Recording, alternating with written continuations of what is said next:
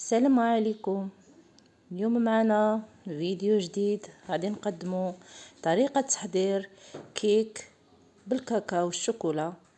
كيجي زوين وبنين. نبداو على بركة الله. كنضيفو 4 ديال البيض بحرارة المطبخ،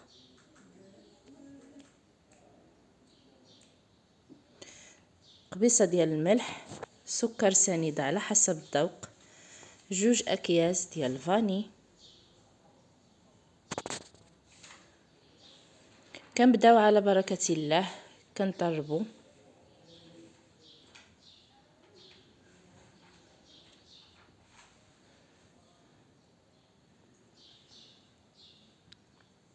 كنستمروا بهذه الطريقة هذه.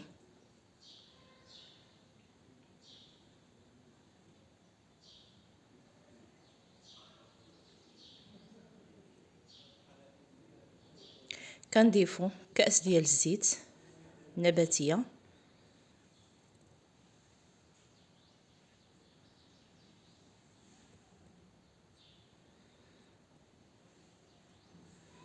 كنستمروا حنا كنطربوا هذا الخليط. كنضيفوا كأس ديال الحليب، كنضيفوا كاكاو كنغربلوه. كنستمروا حنا كنطربوا هذا الخليط حتى كيندمج مع بعضياته.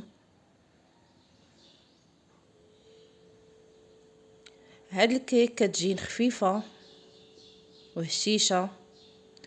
وكنضيفوا دقيق بعد ما غربلناه على حسب الخليط. كنضيفوا 3 ديال الخمارات.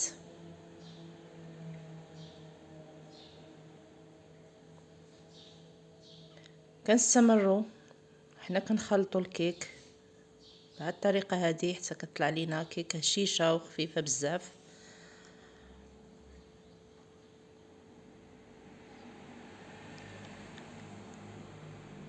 القالب بعد ما دهناه بالزبده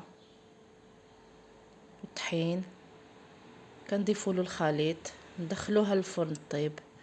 وهالكيكه بعد ما وجدات كنزينوها بالشوكولات